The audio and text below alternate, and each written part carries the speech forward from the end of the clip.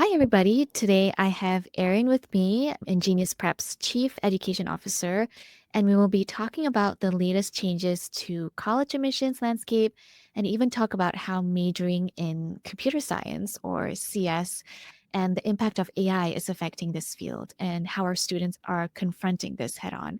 So, Erin, let's start by addressing the elephant in the admissions room.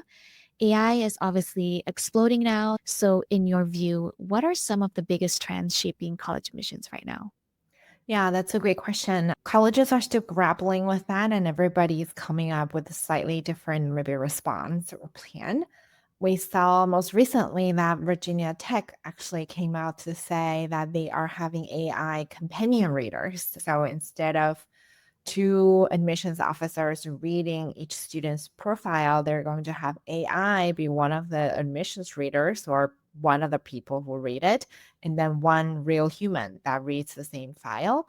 And then if there are major discrepancies in terms of the assessment, then that will involve a third person, a third reader to join the team and reevaluate together. So that I think is probably the most maybe extreme use of AI or that we have seen that schools have come out to say explicitly that they are having basically AI read applications. Otherwise, we've seen some other schools talk about using AI to read things like transcripts, which takes a huge amount of human hours right now, but maybe doesn't necessarily need to. That AI might be better trained to be able to read different kinds of transcripts. And instead of having to train humans to do it, it is also maybe something that is not intrinsically human. There's not a lot of human value add for having a person read a transcript versus a machine is maybe more formulaic in the way that we assess a transcript in the first place. So we can definitely anticipate that happening more. I believe University of Purdue is actually one of the ones that talked about this before, and I think we can expect that it's probably playing a role in the admissions process there. But then you also, on the other hand, have students definitely using AI much more now to prepare for their application. Even the NACAC, the National Organization for College Admissions Counseling, has come up with some trainings on how best to use AI in terms of guiding your students through the college application journey. So things like using AI to help do some school research on understanding the different campus cultures or things that are important on different campuses or programs that are available at different universities that tailor to what you're looking for or are connected to your academic area of interest. So on the user side, on the student side, we're definitely seeing a lot more of AI usage. And so this is just an example of how it can come into play in the process. But also we can anticipate and we have seen and will continue to see more students probably using AI as an assistant in the essay writing process as well. So everything from helping you brainstorm to helping you maybe evaluate the strength of different potential topics and things like that. And we know that colleges definitely want to discourage the use of AI as a pure writing replacement for you.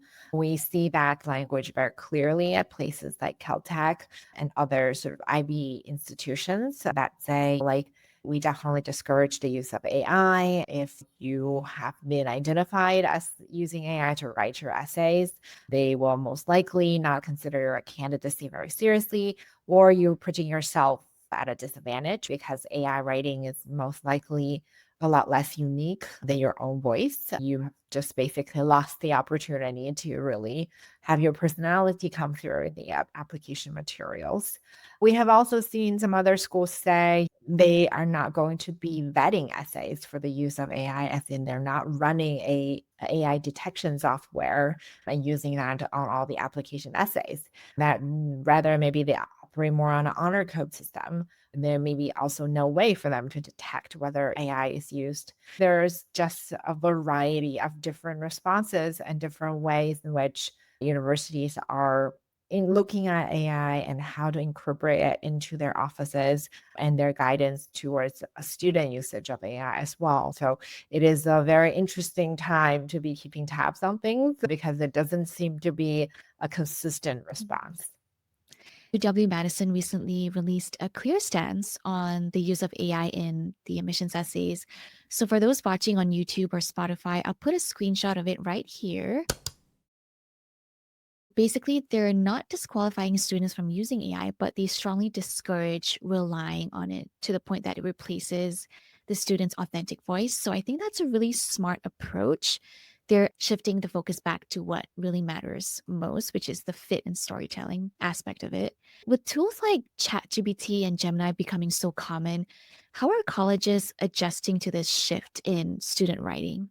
They're going back to the fundamentals, which has always been the most important part of this process is trying to understand who the student is, what context they come from, what kind of stories, how are they going to operate on campus.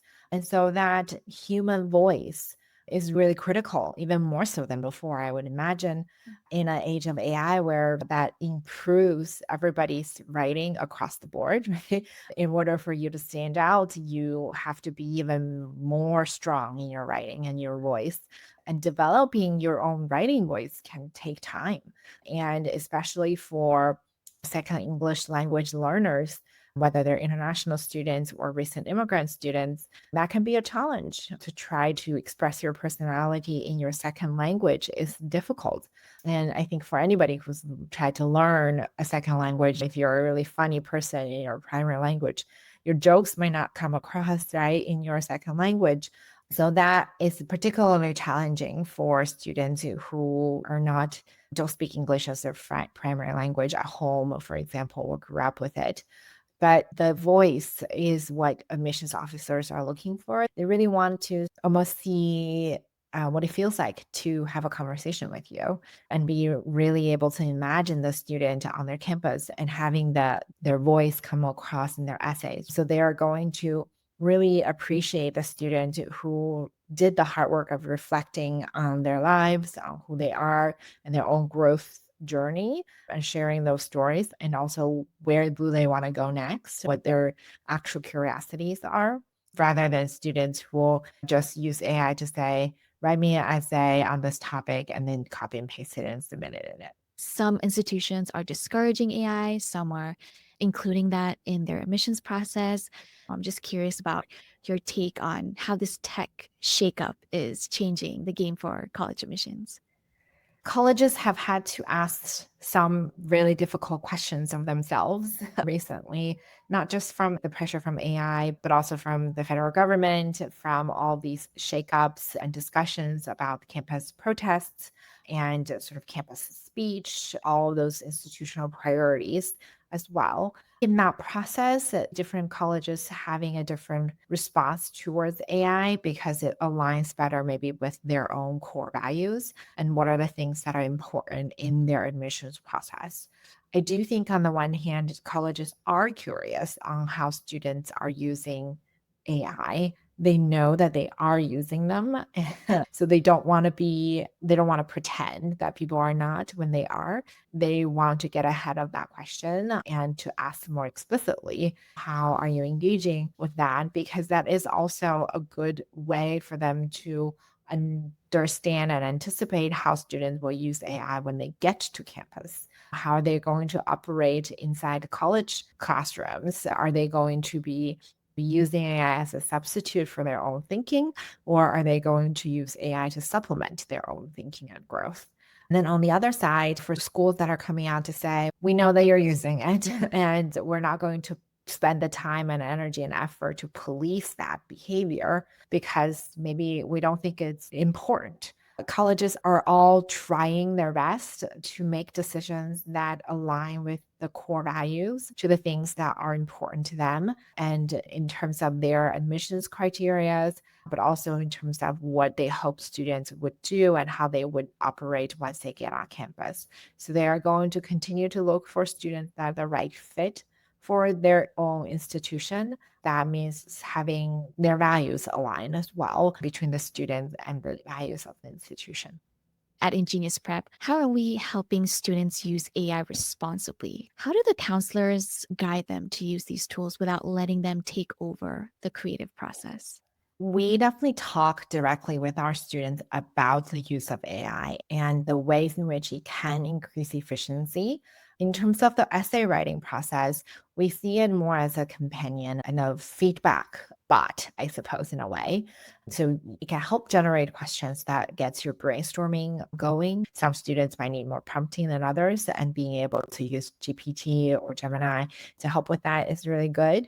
The other thing that we have our students try to use it for is to better maybe analyze and understand other kinds of writing. So if we send our students some sample essays or sample personal statements, then using GPT to help you analyze, okay, what worked in this essay? What's good about it? What is the tone? And what are some of the words or phrases that help you convey this tone in this particular sample essay?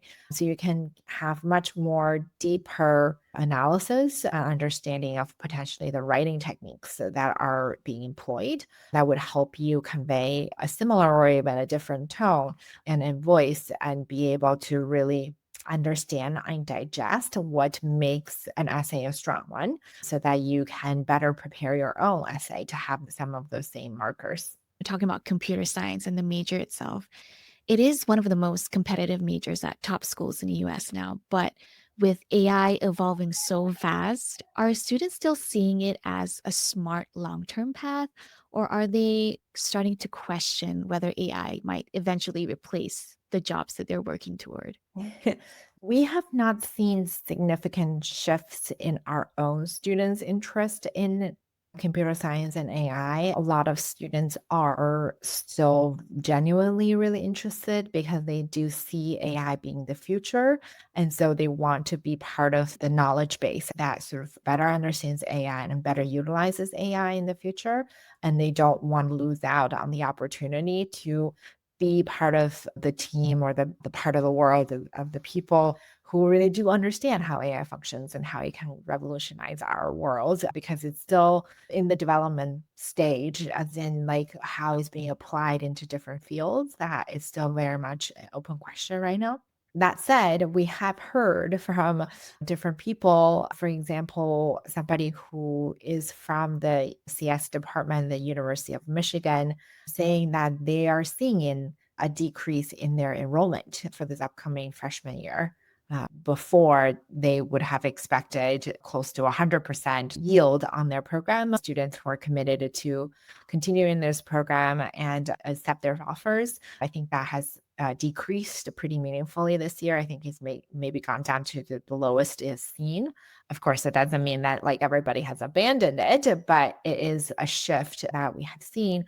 We have also heard from sort of people from abroad as well, universities elsewhere in Canada and in China, they are seeing a similar trend, as in there are fewer students who have confirmed to pursue their program in computer science. People are shifting slightly towards the fundamental sciences. So physics, chemistry, biology, engineering, sort of math as maybe a more secure path towards a more technology heavy future is to say maybe the coding jobs, not all of them will be around. And if that was your original plan is to just become a coder for a big tech company, then that demand is going to be decreasing. That is impacting some students' choices there too.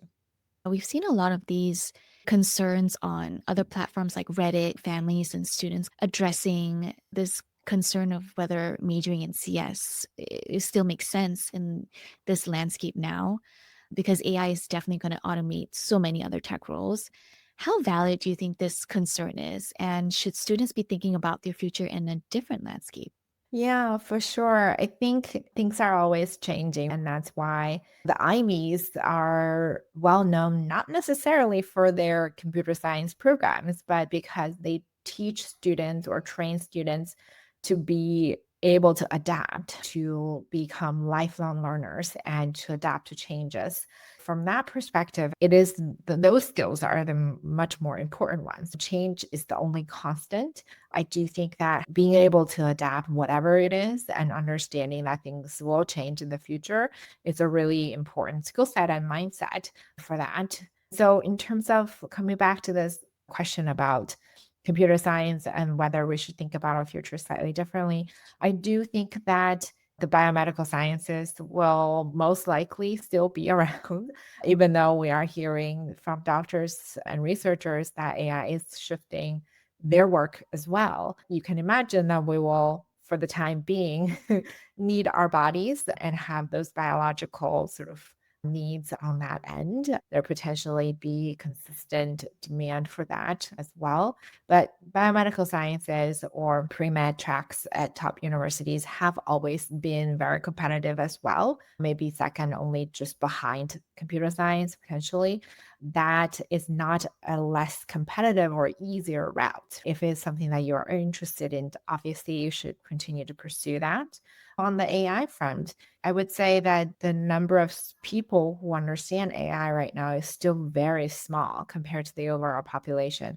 Every day we hear businesses, organization and leaders, government leaders say they need talent who understand AI and can use it and use it responsibly and can use it to do things that make things easier so their organizations can be more efficient and be able to reach their goals faster. So I do think that at least in the short term, maybe the next 10 years or so, there is going to be continued demand for talents that understand how to train AI programs. What kind of data do you need to feed it? And how do you leverage that? How do you help people to use it? Even though AI can do a lot of things, you still need a person on the other side to Mhm. tell it what to do. That person who's on that other side needs to understand what it can do and what it can't do and how to leverage it. So I do think that in the short term, there are still lots of opportunities out there. I've seen a lot of news online saying that some fresh grads are now struggling to look for jobs, especially in this CS landscape. So, is that a concern that our students and families actually talk about with you and our team? Yes, on the college admissions side, people aren't super worried because they know that once you get to college, there are still chances to major in something different and shift your perspective, your focus. But we do hear from students who are a couple of years out from our regular admissions program where we're keeping in touch and they're coming back as alums and talking to us. One of the questions we get asked the most of the time, or a lot, is how do I find an internship? How can I get to the next stage in my career so that I have a job lined up? That preparation starts really early, unfortunately. A lot of students who end up with job offers are the ones that got an internship their freshman summer or latest their sophomore summer.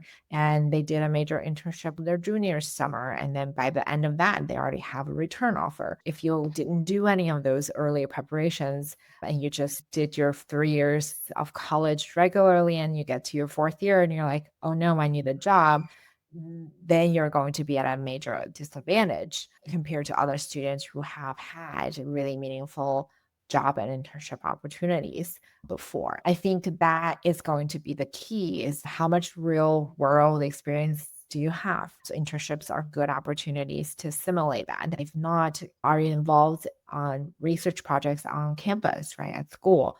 Being able to be one of those sort of students. Also, are you willing to look outside of maybe just the primary big tech firms? So outside of Meta and and the equivalents, are you willing to look at for computer science based jobs in other industries, whether that's manufacturing or finance or biomedical sciences? They are looking for people much more than the tech firms these days for that interdisciplinary and intersection need to be successful as a candidate for those jobs. You really need to be able to communicate very well and understand different perspectives. It helps that if you understand that particular industry as well with prior experiences, whether it's through taking some classes at school or working in a similar lab or research opportunity before, that interdisciplinary connection, I think, is going to be the thing that makes us candidate that gets the offer versus the candidate that does not. Nearly 20% of our top 20 admits last cycle applied to bio or pre med, which is also a very competitive field. I thought that was so interesting. How did our students actually stand out in such a crowded, high pressure pool? A lot of students really do have a very genuine interest in biology, especially in human biology. We see diseases impact our loved ones, and we are curious about who we are and how our bodies operate. I think there's a lot of intrinsic and natural interest there. Science can be really exciting, lab sciences in particular on the biomedical side, whether it's growing bacteria in petri dishes or running PCRs on your DNA segments. Those are things that you don't get to do every day in your school context, but are relatively more accessible, but really cool to be able to understand how things work mechanistically within our bodies.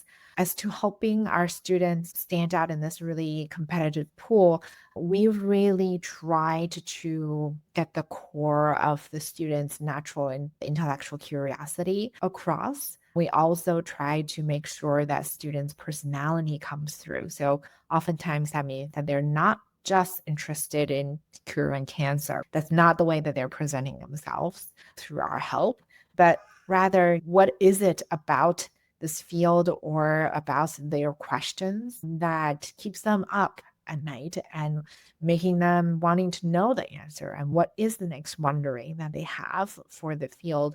Then how have they maybe applied this level of curiosity to other things that they have done in life? So we really do want to highlight the fact that they are making a difference in their community already. They're not waiting until they have that scientific discovery moment, because you just never know when that happens, but that they are already members and leaders of their local communities and their school communities. And whether they have other talents, like maybe in the art space, or they do debate as well, or they are maybe really great mentors to younger students. So making sure that they're coming across as multidimensional as applicants, and that are also genuine and really fit who they are as people. I think that has been really critical in helping our students stand out in an otherwise very competitive pool. 90% of our InGenius Prep students admitted to top schools had one thing in common, and that's standout personal essays and a clear application persona. What do you think that made such a difference in their applications? One of the challenges that admissions offices are facing now is just the sheer volume of application they're getting. It used to be about half of this not that long ago, maybe even fewer than 10 years ago. That volume has doubled, and that means that they need more people to be reading these applications. And when you are faced with a volume problem like that, what happens on an individual admissions officer experience is that things blend together. That is what happens to a lot of applications, is that if you don't have a compelling story, if you don't have something that draws your admissions officer awake, you're going to just blend together. You're going to get an indication that says like many others, or just another top student, nothing that stands out. They mean that you are headed for rejection in the admissions process at the top schools. So having a clear application persona and very compelling essays and stories really helps the admissions officers to remember you, and they understand you, who you are, and what are the things that are important to you. They can use those things to then convey your profile to other admissions officers to argue for you, to say, this is why I think we deserve this student, because they're going to be contributing to campus in these ways. That's the thing that really helps a student who is otherwise academically qualified and strong to really shine through in the admissions process and to get that yes in the end.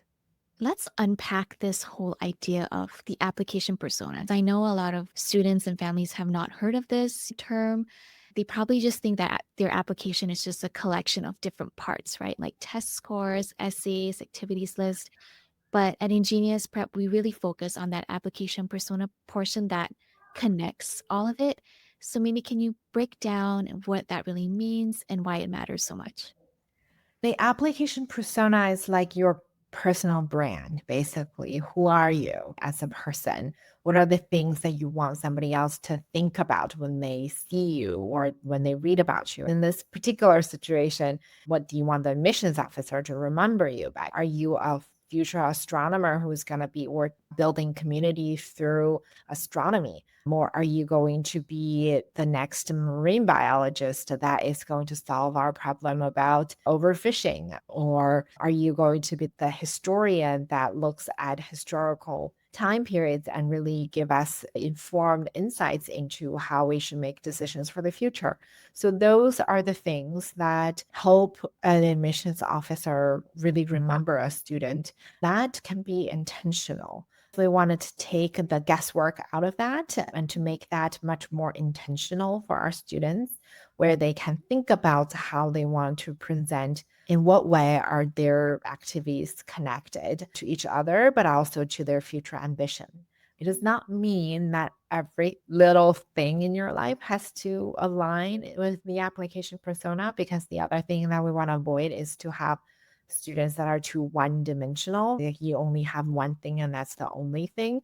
For top schools, they are looking for somebody who's maybe a little bit more versatile than that. It does mean that maybe more than 50% of the things that you do and the things that you care about and the essays that you write support that application persona and really can convey who you are and help the admissions officer imagine you on campus and contributing to their campus in that particular way that only you can contribute. So that is why the application persona is really important. That is also why it can be intentional, as in don't let the admissions officers guess. Be deliberate about the breadcrumbs you lead them so that they can put a picture, the pieces of puzzle of your application together and to get a sense of who you are as a whole. Yeah, I think that was a really good explanation of that, especially the personal branding part. So, if crafting a strong application persona is so powerful and really helpful, what's the first step a student should take then when figuring out what theirs might be? I think it depends a little bit on how far along you are in your process of applying to college. So if you're a rising senior and you have done a lot of your activities already, then the first thing I would do is to just write everything down. Write down all the things you've done all throughout your high school, all the awards you've received, the organized events, and maybe even the unorganized ones, the ones you've done by yourself, and put it all in one place and group them. Look for connections between them. Maybe a couple of activities are one thing related to one thing, and then some other ones are related to another. Maybe you have some math and science related ones, and maybe you also have a bunch of sports related ones, and then coming up with some ideas on how maybe you can connect the sports side with the math and science side. How maybe some things that sports has taught you that you can apply to learning math and science or vice versa.